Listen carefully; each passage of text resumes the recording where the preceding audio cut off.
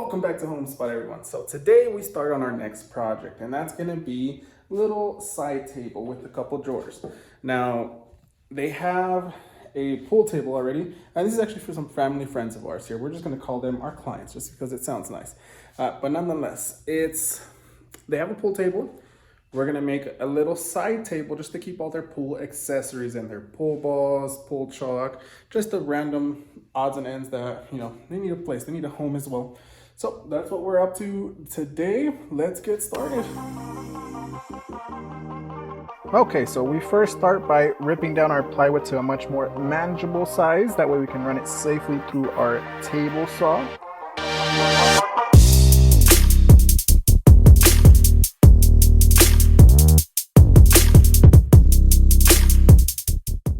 Okay, and then just to give you a little bit of an idea of what this table is going to look like, it is going to be 52 inches wide by 14 inches deep by 40 inches tall. So it's going to be a very wide entry table. So my first train of thought was, it's very wide. I can't have a piece of plywood spanning 52 inches tall without it sagging over time. So there's actually going to be 3 legs. There's going to be a left leg assembly, a middle leg assembly, and a right leg assembly. Each one of them are going to be the exact same. Each assembly is going to have 2 legs, a front and a back, connected by 3 stretchers, one on top, one in the middle, one in the bottom. The top one is actually going to be a little bit wider. The 2 on the bottom are going to be only about 2.5 to 3 inches thick.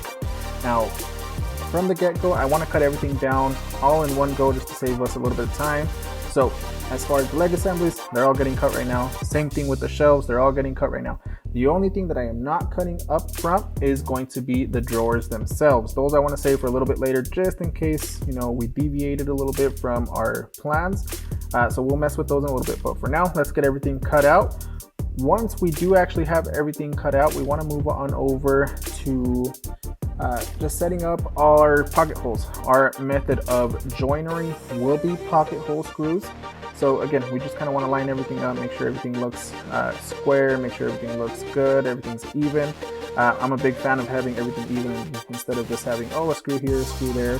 So we want to make sure everything is aligned properly. Okay, and once I have all my pocket hole locations laid out, I just simply move on over to actually drilling them out. Not too big of a deal here, just drill them all out. I did go through about 150 pocket holes here, so this probably took at least an hour here just to drill them all out. Okay, once everything's been drilled out, this is where you can start to see what the legs are actually going to look like. So front, back, this is actually the top stretcher here. Again, the top one is going to be the wider one of the 3. The 2 bottom ones are going to be a lot thinner at only 3 inches thick. And I just simply want to measure exactly where we want them and get the second one in, or get the middle one in, I should say, and get the bottom one in as well. All 3 of the leg assemblies, whether it be the left, right, or middle, are going to be the exact same.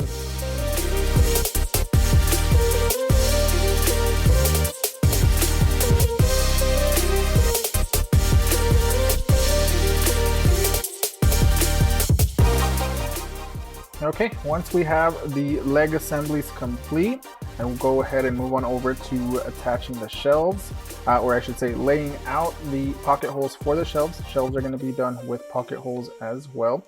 And this is a good case of measure twice, cut once. As you can see, I missed it on one of the shelves here, but nonetheless, I caught it before I could get any further. No harm, no foul.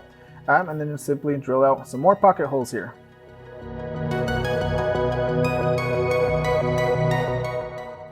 Okay, and now that we're done with the pocket holes on the shelves, it's time to move on over to actually assembling everything together. Now I already have, and you're actually looking at this from the rear, from the back side, so I already have the right side of the base already completed. We're working on the left side right now. And again, the left and the right are going to be exactly the same. I do use some 90-degree clamps just to make sure everything is as close to 90 as I possibly can get it.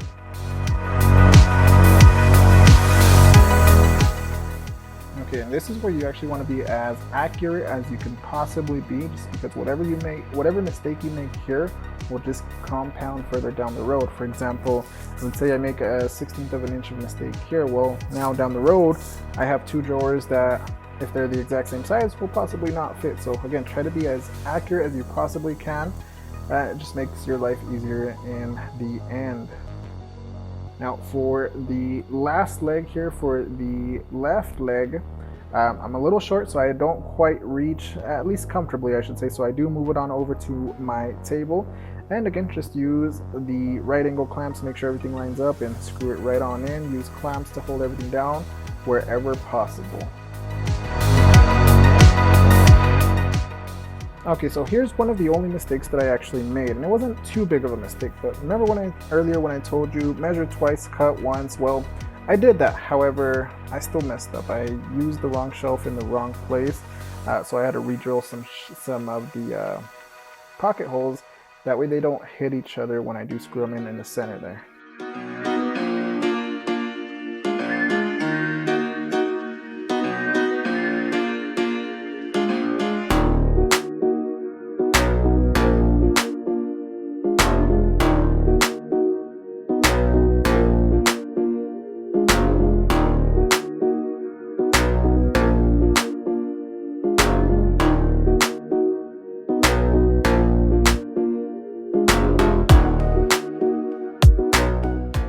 Okay, and moving on, the last piece of the base is going to be the back panel here. Now, the back panel, if you actually notice, it has a little bit of a warp to it. So on this warp here, I'm going to use my clamps, and instead of using it as a clamp, they have a feature where you can actually just flip them around and it actually spreads things apart. So I did just that. I clamped a block and I used it as a spreader to push the board back, and it worked perfectly.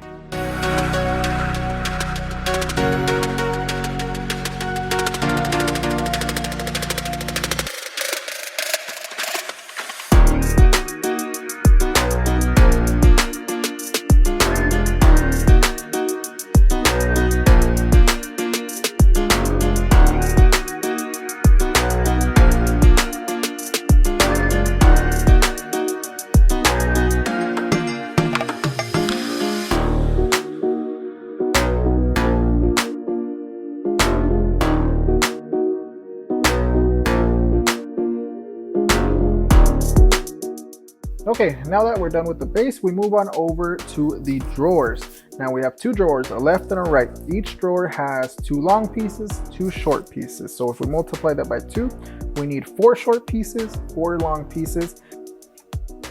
For the short pieces, I just simply draw a line on my sled there and pretty much just put the board right to that line, and it cuts it out perfectly. For the longer pieces, I actually have a stop block set up. Now, with the stop block, again, measure twice, cut once. In this case, I measured it, or I cut it the first time. It was wrong. However, I did it on a test piece, so it didn't really matter. I adjusted the fence and did a second test cut. That second test cut went perfectly. So we move along. Let's cut all 4 of the drawers here, or all 4 of that specific long piece.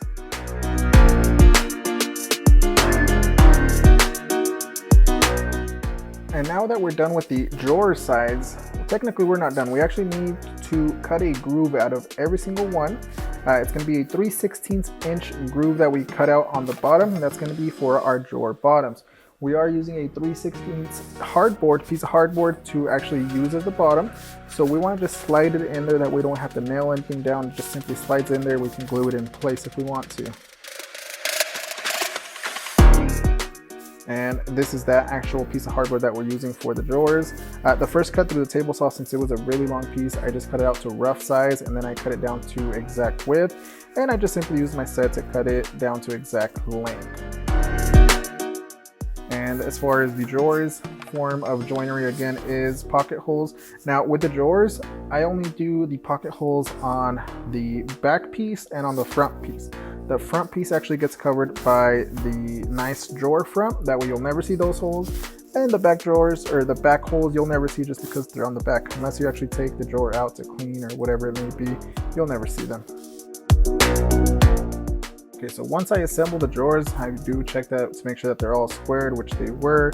Good to go. I did make sure that they fit where they needed to fit with the drawer slides accounted for. Everything was good to go there. Now in this case, since I'm using plywood, the edges are ugly, so we are using some edge banding, some birch plywood edge banding, just to make it look a little bit prettier here. And as far as the edge banding, you just simply cut it out to rough length. you do take your iron, put it as hot as you possibly can, and you literally iron on your wood. You do have to let it dry for, I would say maybe 5 to 10 minutes at most. Once you're done with that, you just simply cut it out and sand the edges and you're good to go.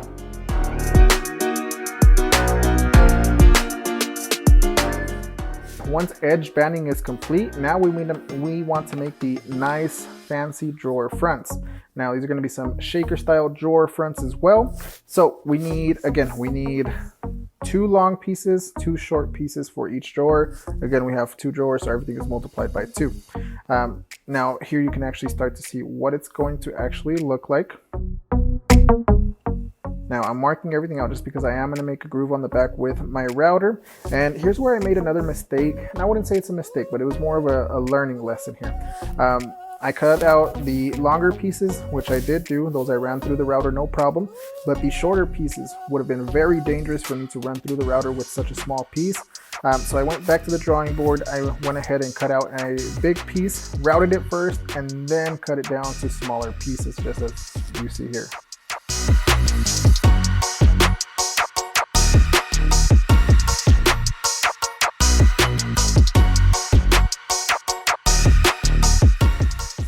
Okay, and then in order to put them together, again, some more pocket holes. Now I did strategically drill the holes, that way you'll never be able to see them. The holes will be hidden by the drawers themselves. There will be no pocket hole on the very top. So again, trying to make it as pretty as you possibly can. Just think a little bit about the end product and how it's going to look like, and then go from there. Okay, once that's done, we do take some measurements as to how long and how wide we need that centerpiece to be, and just simply cut it out. In this case, we are gluing it on to the rest of the drawer front. So just glue it on there, let it set a couple hours at most. If you want to leave it longer, or if you even want to use just some pin nails to hold it together, you're welcome to do that.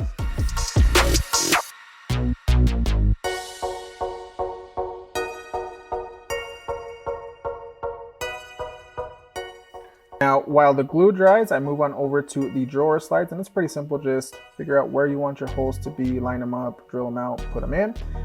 Then we move on over to installing the drawers. Now the drawer itself, you do actually want to raise just a little bit. In this case, I just put a scrap piece of wood there just to raise it. That way, whenever you open it or close it, it doesn't scrape the bottom. And pretty simple, 3 screws on the left, 3 screws on the right, and you're good to go. Once we have that done, we move on over to the drawer front itself. And again, pretty simple, just make sure your spacing is even on the left and on the right sides. And then in my case, I did just put 2 screws, one on the left, one on the right, just to hold it in, and it's not permanent for now. Once we do that, I'll take the drawer out and I'll figure out a way of where to put the exact screws. And in this case, I'm using screws. There are other ways of doing it, but I do want to make sure everything is nice and even.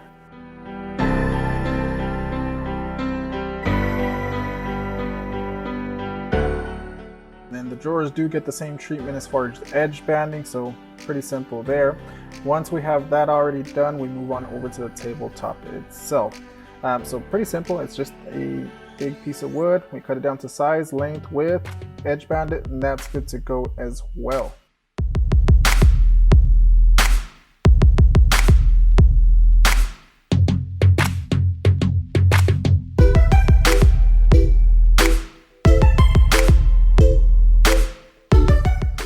And now moving on over to the tabletop itself, it's pretty simple. Just cut it to exact length, exact width, give it a little bit of edge banding on the sides there to make it nice and pretty, and it's done. Okay, so we're almost done, as you can see. The drawers are somewhere over there. I don't know where, but somewhere over there. But we have a few accent pieces left. Now, on the picture that they wanted, there was a square right here. However, it was rotated about 45 degrees. So pretty much going like that. Now I have an idea as to what I want to do, and let's check it out over here. So this was my original idea right here. Just, pretty simple. 2 long pieces, 2 short pieces, and just butt them up against each other like that using butt joints, and then pocket holes on the back. Just put them like that. However, I feel like I'm gonna run into some problems down the road with this, just because I know I have to cut out a notch right here to actually glue this or put this on the actual piece over there. So I know I have to cut a notch, which I know that's going to cause some problems with pocket holes on the back. So my next solution is this one. It's pretty simple, and it's literally cutting out some half lap joints here. And it's pretty much just cutting out a little piece on the edge of every one, just enough to get these to align perfectly right here. And then now I can pretty much just glue these up. And since the glue isn't just on the end of the piece, which is right here, it is the entire length of this right here. It is going to be super, super strong. So I'm actually not worried about, even though these are smaller pieces, I'm not worried about them breaking. That joint will hold super strong. And since there is no screws, I can cut an edge here, cut an edge here, and then I can adjust them to fit the actual base over there. So that's my plan. See if it works. Okay, so the way that we're doing it is we're literally taking off a little bit of material at a time. We're running it through the saw, sliding it over a little bit, run it through the saw, slide it over a little bit. Now it doesn't have to be perfect yet, but once you get the bulk of the material, you can actually slide your piece from left to right, right over the blade, and it'll clean it up nice and fresh for you here. That way you don't have to even chisel it out.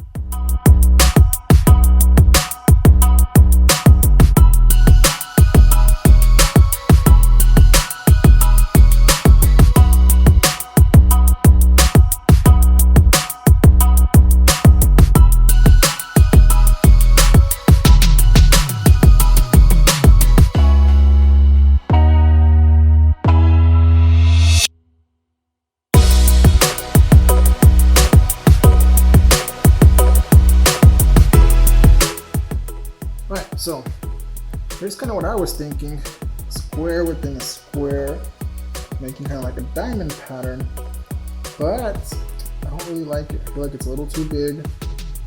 That's kind of exactly where it would be. So I kind of want it to be to where it barely nips each corner, just like that. So we're gonna make it a little bit smaller, and back to the drawing board and back to work. Okay, now that we're happy with our fitment, they get the exact same treatment as everything else with the edge banding. Now in this case, I wish I would have used real wood instead of plywood. It would have saved me a lot of time on the edge banding, but at that time I didn't have anything on hand, so we had to make do with what we had. Now, in order for me to figure out exactly where I wanted to place this square, I had to figure out where the exact center of that opening was. So right where I drew that line is exactly where I wanted the point of the square to land.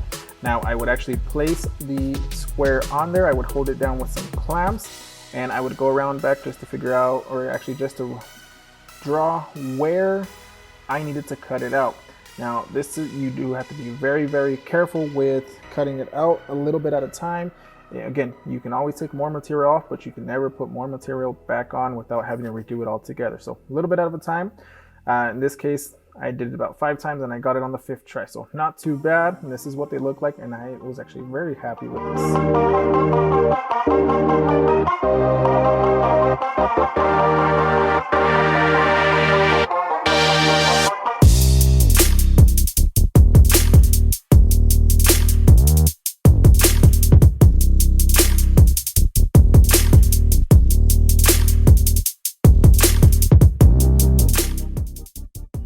Okay, so now we move on over to painting. Now, whenever you start painting, you don't want to actually start on the piece itself. You want to start somewhere like on this piece of cardboard, just to make sure your pressures are all good to go and your spray pattern is good.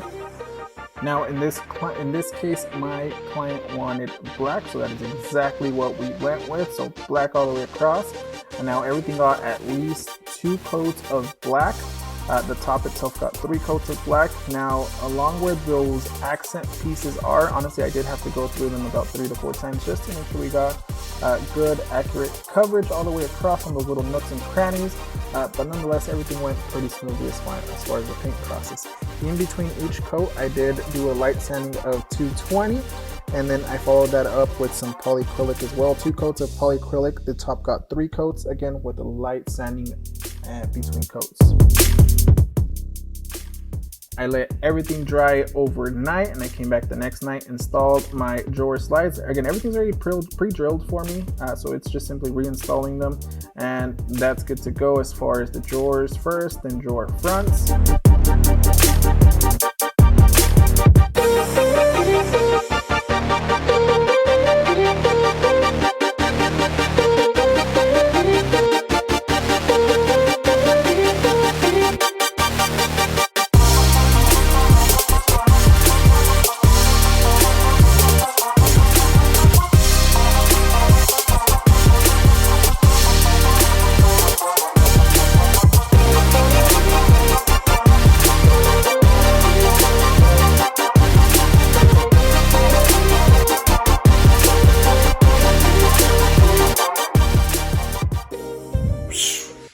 Bam! All right, another one in the books here.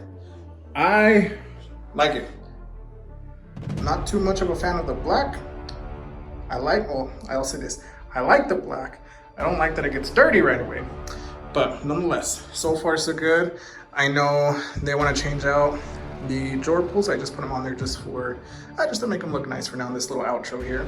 But there's going to be some Harley Davidson pulls there. I'll take a picture when I get a chance here, but I like it. A couple new things that we did here with the half flat joinery here. Overall, they look good. I like it. I dig it. All right, so that's all I really had for you guys. Please browse the channel, like, subscribe, and we'll see y'all next time.